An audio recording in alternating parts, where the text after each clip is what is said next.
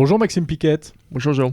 Merci de m'accueillir au siège d'Ocha à Paris, avenue de l'Opéra. On ne se refuse rien. Maxime Piquette, si on campait un peu le décor, avant toute chose, rappelez-nous un petit peu ce qu'est Ocha. Alors Ocha, c'est une plateforme qui permet d'héberger et de distribuer du podcast. Il faut savoir que si on a envie de faire du podcast, si on a envie de rendre du podcast disponible sur toutes les plateformes d'écoute, Deezer, Apple, etc., en fait, il faut absolument avoir un hébergeur qui va permettre d'être disponible sur ces plateformes. Et ça, c'est le rôle qu'on joue chez Ocha. Et à travers ce rôle-là, ce qui est important pour nous, c'est en plus d'ajouter surtout des outils et des services qui vont aider la podcasteuse ou le podcasteur à vraiment communiquer sur son podcast, à le rendre visible auprès de tous. En effet, on a besoin de vous pour héberger les fichiers, comme YouTube héberge les fichiers vidéo, c'est ça. Pour ensuite les diffuser. On va le préciser, Monde Numérique est hébergé chez Ocha depuis le tout début, et c'est une entreprise qui vient du nord de la France. Ouais, tout à fait. En fait, nous, on a créé alors le groupe Icréo, donc, on fait partie d'un groupe audio digital, expert en audio digital depuis maintenant un peu plus de 10 ans,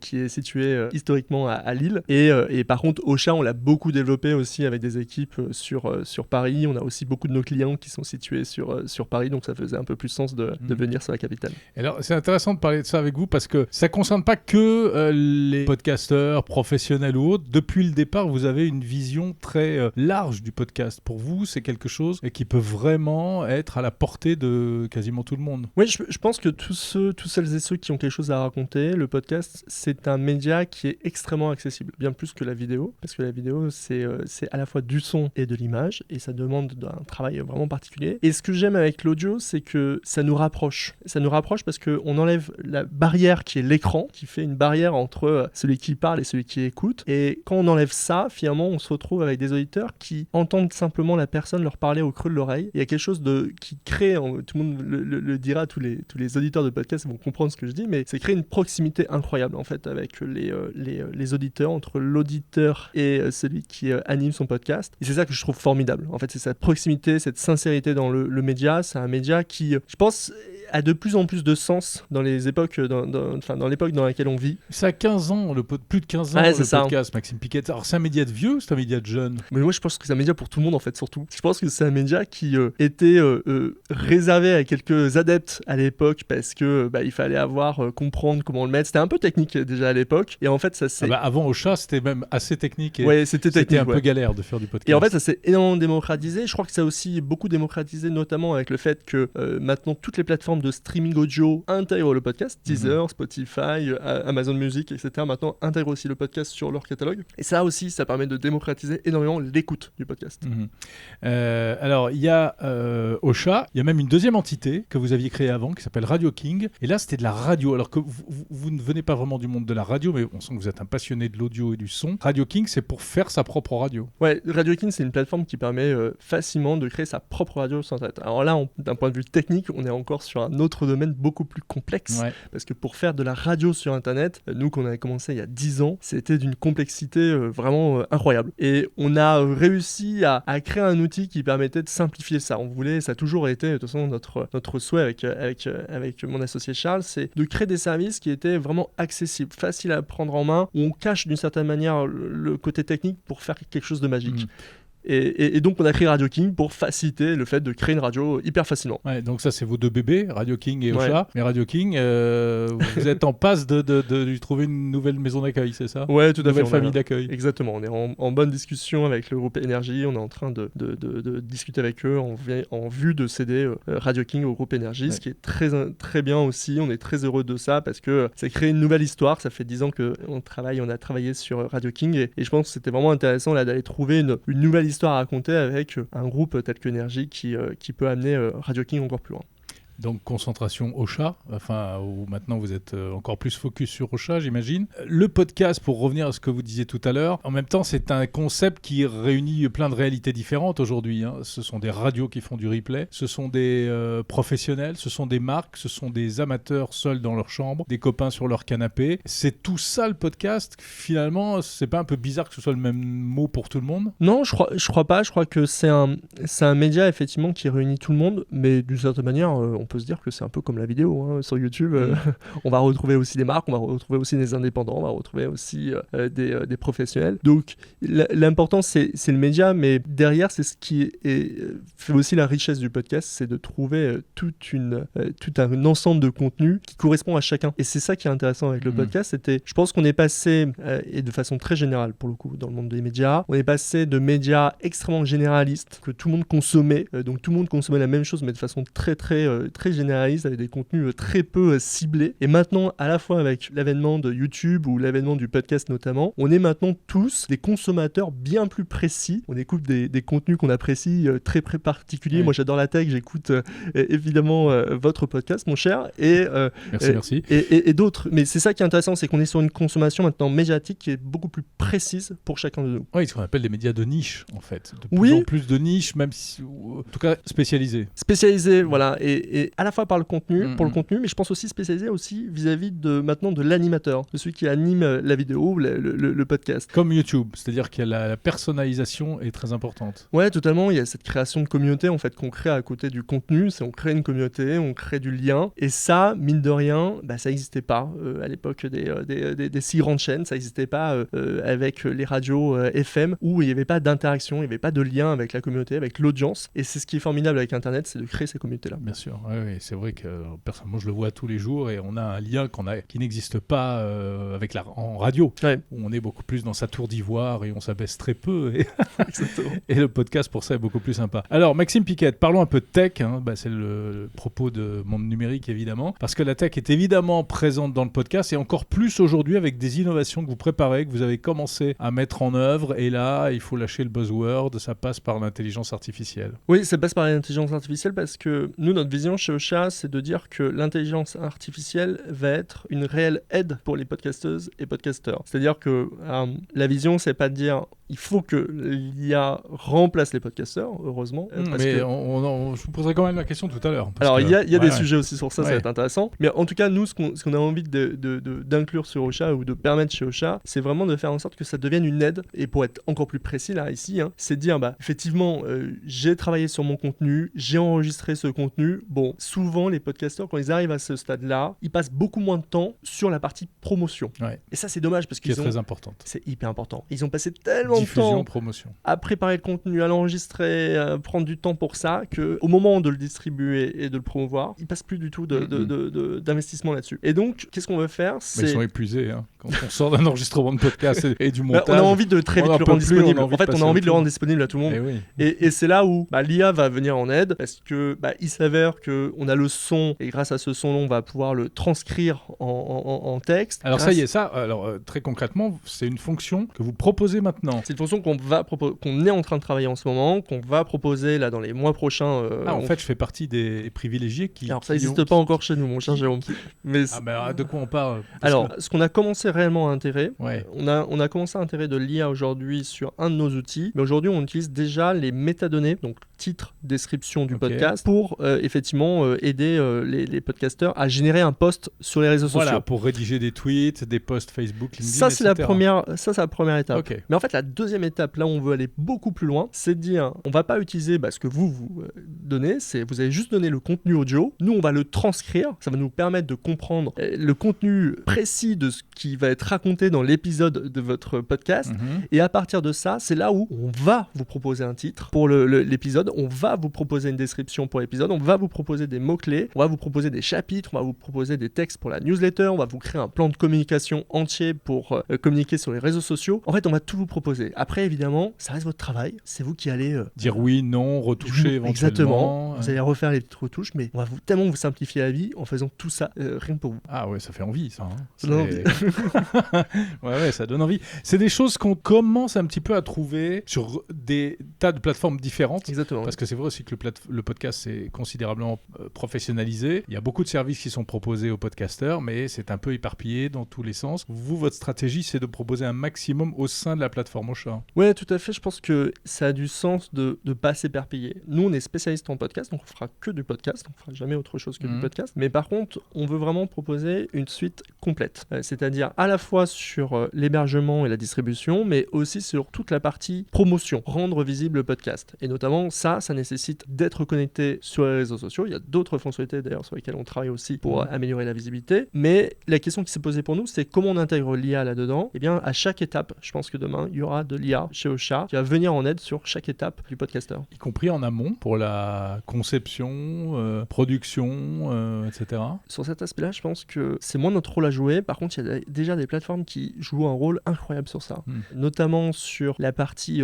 sur la conception, j'ai envie de dire, aujourd'hui, on utilise ChatGPT pour demander des idées d'interviews, de questions, etc. Ça se fait très bien. Tout le monde l'utilise déjà. C'est plus une nouveauté. Et sur la partie, moi, ce que je trouve hyper intéressant, je sais pas si vous avez, Jérôme, déjà eu l'occasion de tester ça, mais c'est des outils comme Descript ou ce qui est en train d'arriver là aussi avec Adobe Podcast, qui finalement rendent le montage audio, qui est vraiment le moment le plus apprécié de tous les podcasteurs, aussi simple que éditer un fichier texte. Et ça, c'est assez impressionnant. C'est-à-dire qu'on fait des copier-coller dans du texte et ça se traduit par des copier-coller audio dans l'enregistrement en fait. Oui, alors là on se parle de voice cloning, qui est aussi une des particularités, mais sans aller sur le voice cloning totalement, qui est déjà bien, mais qui à mon avis doit être amélioré. Mais j'allais même pas. Oui, le voice cloning, c'est le fait de dupliquer la voix. Ça on va en parler. Mais ce que fait Descript, par exemple. Oui, tout à fait.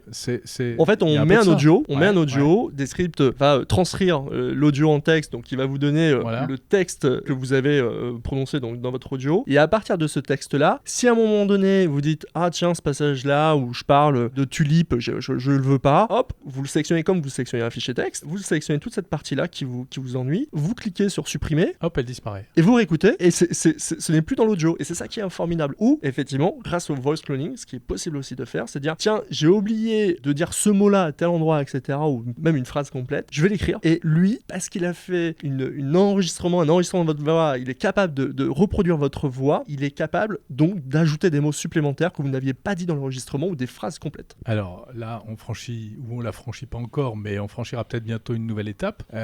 Effectivement, c'est l'intervention de l'intelligence artificielle véritablement pour de la production audio. Donc le voice cloning, c'est le fait de prendre ma voix et de générer des contenus sans que ce soit réellement moi qui parle. Est-ce que vous travaillez aussi sur des choses comme ça ? Alors nous, à notre échelle, on ne travaille pas forcément sur ça. Ce qui nous intéresse, c'est de nous intégrer avec des solutions telles que Descript ou Adobe Podcast demain pour faire le lien entre nous et cette technologie-là. Pourquoi ? Parce que notre valeur ajoutée, nous, elle commence dès lors que l'utilisateur a mis son épisode sur Ocha. Et nous, notre propos, c'est de faire en sorte de comment on fait pour, dès lors que tu mets un contenu chez nous, pour le faire rayonner, le faire connaître. Donc nous, on n'est pas sur la création et sur cette partie-là. Mais je trouve ça hyper intéressant et donc on se renseigne beaucoup là-dessus et on a envie de travailler avec des acteurs comme ça. Simplement, c'est pas notre sujet à nous. Mais effectivement, on s'intéresse beaucoup à ça, notamment au voice cloning ou même simplement aux technologies de text-to-speech qui se sont énormément développées ces dernières années, voire ces derniers mois. Je pense notamment à des dernières publications de Microsoft qui a sorti des technologies qui sont pas du tout connues par le commun des mortels, mais qui vont arriver, à mon avis, d'un point de vue direct dans les technologies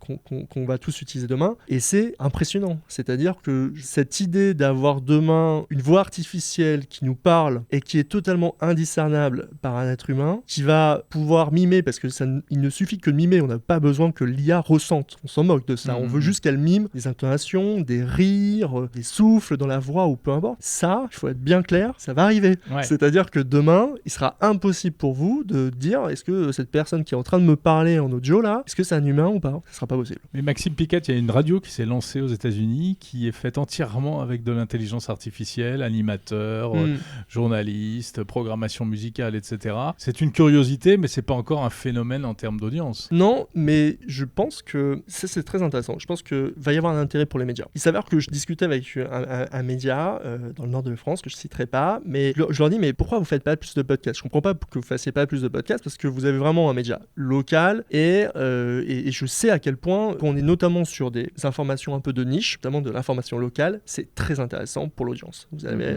vous toucher une audience qui peut être très forte. Et il me dit, non mais on n'arrive pas à tout gérer, on doit faire de la vidéo, le son, etc. Ça manque de moyens. Et en fait, ce qu'ils n'ont pas encore compris, c'est que c'est un média presse. Et en fait, aujourd'hui, ils pourraient déjà faire...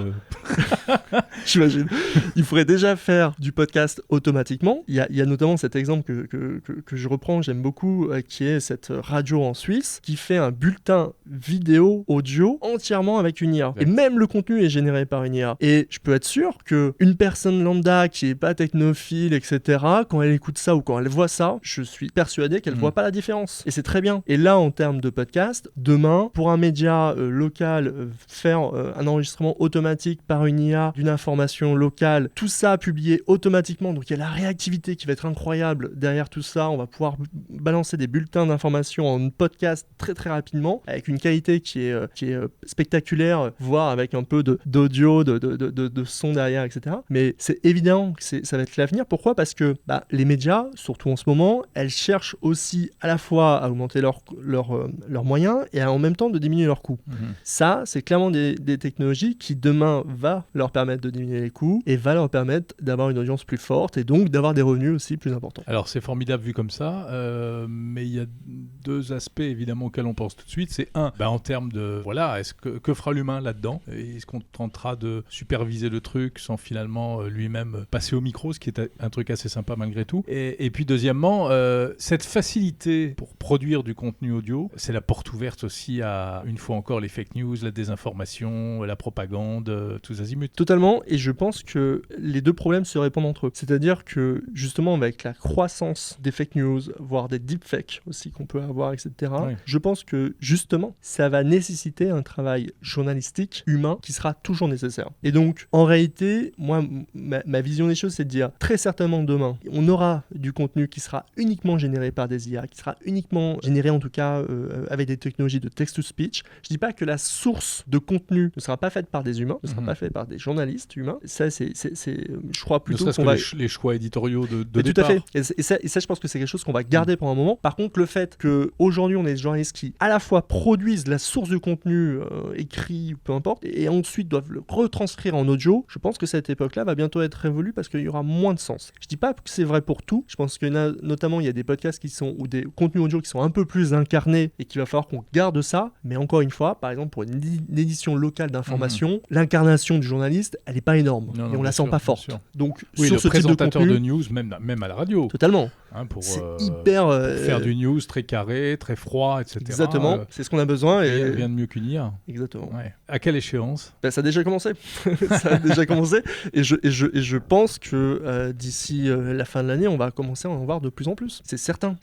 Parce que, à nouveau, on est en plus de ça dans une réalité économique vis-à-vis des médias qui ont vraiment ce besoin de se transformer à travers toutes les nouvelles problématiques qu'ils rencontrent sur le digital. Donc, c'est évident que d'ici la fin de l'année, on va commencer à en voir de plus en plus. Les marques, les entreprises aussi, ce qu'on appelle les podcasts de marques peuvent être intéressés pour faire ça ? Je pense un peu moins, qu'à pour l'instant. Je pense un peu moins parce qu'elles sont moins dans un souci de vouloir produire beaucoup et plus dans un souci de qualité. Donc à mon avis, sur ce sujet-là, on va rester pour l'instant encore beaucoup sur du travail fait par des humains. Alors tous ces outils-là dans la plateforme Ocha, c'est à quelle échéance ? Alors, on a investi beaucoup chez Ocha sur l'intégration de l'IA. Donc on a commencé évidemment avec un premier outil. Moi j'ai le souhait que dès cette année, on ait de nouveaux outils qui soient intégrés avec de l'IA et je suis convaincu qu'on va y arriver et que cette année, effectivement, on va avoir des choses sympas, à la fois avec une transcription automatique du podcast qui va être proposée aux podcasteurs et puis ensuite l'utilisation de cette transcription pour, comme je disais,